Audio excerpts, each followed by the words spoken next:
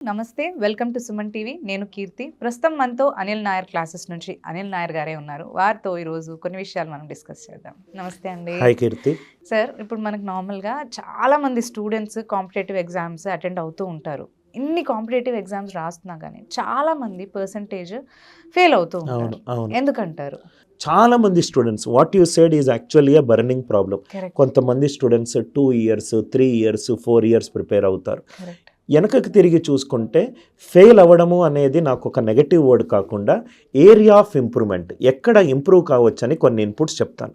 First and foremost thing ఏంటంటే, ఒక student ఒక కెరీర్ పాత్ అనుకున్న తర్వాత ఫస్ట్ ఎగ్జామ్ సిలబస్, ఆ ఎగ్జామ్లో ఏమేమి సెక్షన్లు ఉన్నాయి, ఏమేమి వెయిటేజ్ ఉంది, ఆన్లైన్ ఎగ్జామా ఆఫ్లైన్ ఎగ్జామా, శాంపుల్గా ఒక టెస్ట్ అటెంప్ట్ చేస్తే బాగుంటుంది. పాయింట్ అది ప్రాబబ్లీ అక్కడ చేయకుండా ఈ societal pressure, peer pressure, family pressure దాంతో జాయిన్ అవుతారు. సెకండ్ థింగ్, అన్నీ అర్థం చేసుకున్నారు, టీచర్ని చూస్ చేసుకోవడం.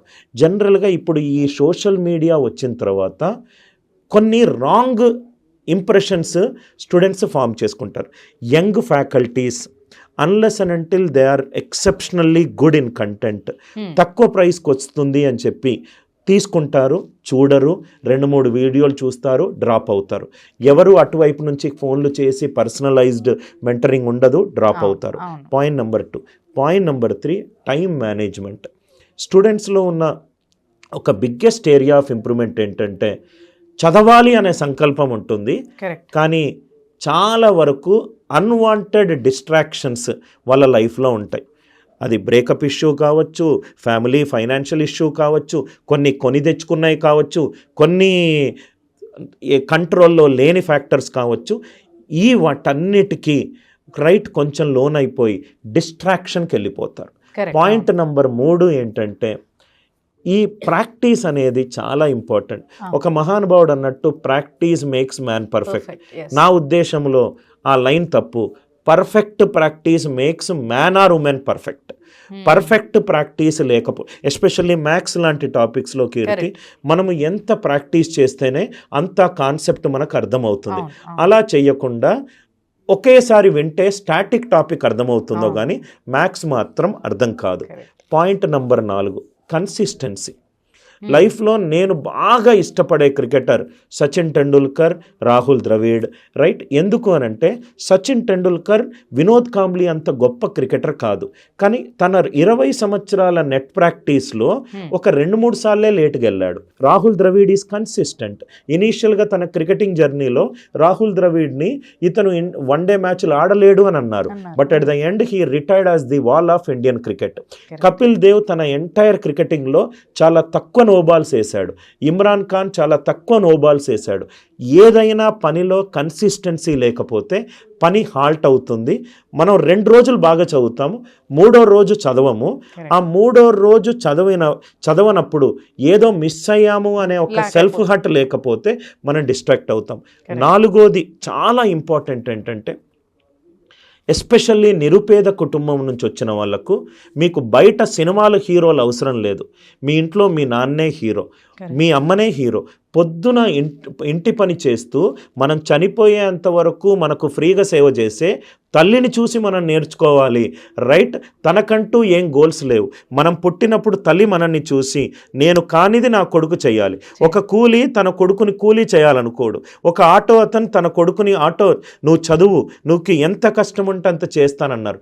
వాళ్ళ కష్టంని గుర్తించి వాళ్ళు ఏదో విలేజ్ నుంచి ఏదో ఒక కోర్సు నేర్చుకొని ఇది చెయ్యాలి అనే కసి మనలో లేకపోతే, బర్నింగ్ డిజైర్ టు సక్సీడ్ అనేది చాలా ఇంపార్టెంట్ లైఫ్లో. మేడం క్యూరీ ఉంది, రేడియం డిస్కవర్ చేసేటప్పుడు తన చేతులు కాలిపోయింది. కాలిపోయిన టైంలో తన డిసైపుల్ అడిగాడు, మేడం చేతులు కాలిపోతుందంటే, కాలిపోయేదే నా చేతులు, కానీ నేను ప్రపంచానికి ఒక గొప్ప రేడియో యాక్టివ్ ఎలిమెంట్ ఇస్తుంది అని అన్నారు. అంటే ట్రైన్ నుంచి తోసేసిన ఒక మోహన్ దాస్ మన ఇండియాకు వచ్చి మొత్తము బ్రిటిషర్స్ని ఇండియా నుంచి తోసేసి మహాత్మాగా పేరు తెచ్చుకున్నారు. వీళ్ళందరూ ఆర్డినరీ ఇండివిజువల్సే. వీళ్ళు ఏదో వేరే ఏలియన్స్ నుంచి వచ్చిన వాళ్ళు కాదు. టీచింగ్లో కాన్ఫిడెంట్గా చెప్పలేని ఒక మహిళ మదర్ తెరిసాగా మారింది. అంటే వీళ్ళందరినీ చూసినప్పుడు నేను లైఫ్లో అనుకునేది, టాలెంట్ కూడా కాదు, self motivated consistent directed self motivated effort ఉండాలి.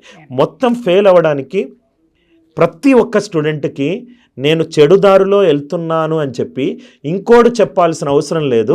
తన లైఫ్ ఎక్స్పీరియన్సెసే తను ఏదో ఒక చోటగా కూర్చొని ఆలోచించినప్పుడు నాకు 10th 97% నుంచి గ్రాడ్యుయేషన్ 52%కి వచ్చింది అని ఎందుకు అని ఆలోచించుకుంటే చాలు.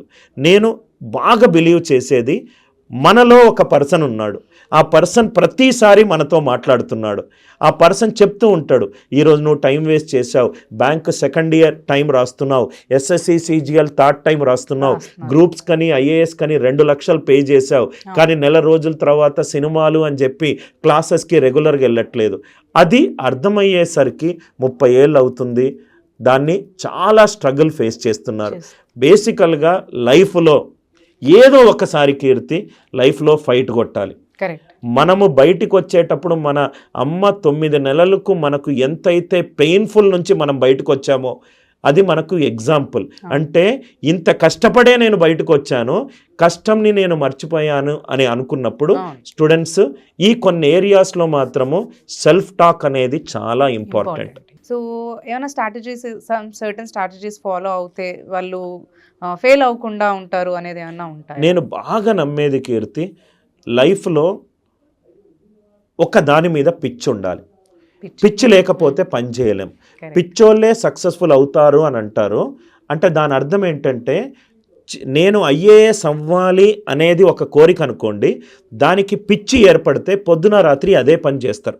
పిచ్చోళ్ళు ప్రపంచంలో ఎవరు ఏ పని చేస్తున్నారని చేయరు, వాళ్ళ లోకంలోనే వాళ్ళు జీవిస్తారు. అంటే madness. Steve jobs is mad in creating Apple related products.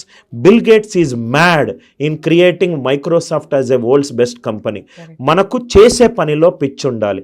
అంటే నేను బ్యాంక్ ఎగ్జామ్ 2025లో కొట్టాలి అనే పిచ్చి ఏర్పడ్డప్పుడు బయట నుంచి ఎక్స్టర్నల్ డిస్ట్రాక్షన్స్ని నువ్వు అసలు ఆ విండో ఓపెన్ కూడా చెయ్యవు. ఎందుకంటే లైఫ్లో ఒక స్టేజ్లో మనము కాలేజ్ నుంచి బయటికి వెళ్ళినప్పుడు మనకు అర్థమవుతుంది, బయట సొసైటీ ఈజ్ వెరీ కాంపిటేటివ్. ఆ కాంపిటేటివ్నెస్లో మనము వాళ్ళను అవుట్ స్మార్ట్ చెయ్యాలి అని అంటే మనకంటూ ఒక సెల్ఫ్ డిసిప్లిన్ ఉండాలి. నా దృష్టిలో if somebody ask me, sir what made you successful అని అంటే, I'm a very disciplined person. Discipline నా దృష్టిలో డెఫినేషన్ ఏంటంటే, నేను ఒక పని అనుకుంటే దాని మీద నెగోషియేట్ చేయను. ఈరోజు ఇంతే అయిపోవాలి, నేను ఎక్కువ కష్టపడను. నా 20 సంవత్సరాల నుంచి నేను రోజు గంటే చదివాను. మా అమ్మ చనిపోయిన రోజు కూడా గంట చదివాను, నాకు పిల్లలు పుట్టేటప్పుడు కూడా గంట చదివాను, నాకు ఫీవర్ వచ్చినప్పుడు కూడా గంట చదివాను. I am very disciplined in terms of my own learning. Point number 2, ఈ చాలామంది స్టూడెంట్స్ చేసే తప్పు ఏంటంటే, నేను అబ్జర్వ్ చేసేది కీర్తి, మ్యాథ్స్ ఇష్టం ఉన్న స్టూడెంట్స్ మ్యాథ్స్ రోజు ఎక్కువ చదువుతారు. ఎందుకంటే దాని నుంచి ఆన్సర్లు వస్తే ఒక కిక్ వస్తుంది. దానివల్ల ఏమవుతుందంటే ఇంగ్లీష్ అతనికి ఏరియా ఆఫ్ ఇంప్రూవ్మెంట్, దాని మీద ఫోకస్ పెట్టరు. నెల రోజుల ముందు దాని నుంచి ఒక భయం స్టార్ట్ అవుతుంది. ఈ భయం కాన్ఫిడెన్స్ ఎప్పుడు వస్తుందంటే భయపడే పనులు చేసినప్పుడు. భయపడే పనులు మనం చెయ్యనప్పుడు మనకు కాన్ఫిడెన్స్ ఉండదు. ఇప్పుడు నేను అదే కాన్ఫిడెన్స్ మీకు ఎప్పుడు వస్తుందంటే, you have to keep working on your grey areas. మళ్ళీ లైఫ్లో ఇంకో ఇంపార్టెంట్, మనం అనుకునేది సాధించేటప్పుడు మన ఎన్విరాన్మెంటల్ పీపుల్ కూడా చాలా పెద్ద ఫ్యాక్టర్. చెయ్యలేవు అనే నెగటివ్ ఎనర్జీస్ వచ్చినప్పుడు, అతను చెయ్యలేరు కాబట్టి మీరు చెయ్యలేరు అంటున్నారు, పాజిటివ్ పీపుల్ ఇన్ఫ్లుయెన్స్ కూడా చాలా బాగుంటుంది. అండ్ మళ్ళీ పాయింట్ నెంబర్ 4, ఫ్యామిలీ అప్బ్రింగింగ్. నేను ఎప్పుడూ బాగా బిలీవ్ చేసేది, నాకు వర్కౌట్ అయింది. మనం ఏ కష్టం నుంచి అయితే, నేను I'm from A lower middle class family, నా వ్యూస్ అన్నీ కూడా లోవర్ మిడిల్ క్లాస్ ఫ్యామిలీ వ్యూసే ఉంటుంది. నేను ఈ పొజిషన్ రావడానికి మా అమ్మ నాన్న పడ్డ కష్టం నేను ఎప్పుడూ మర్చిపోను.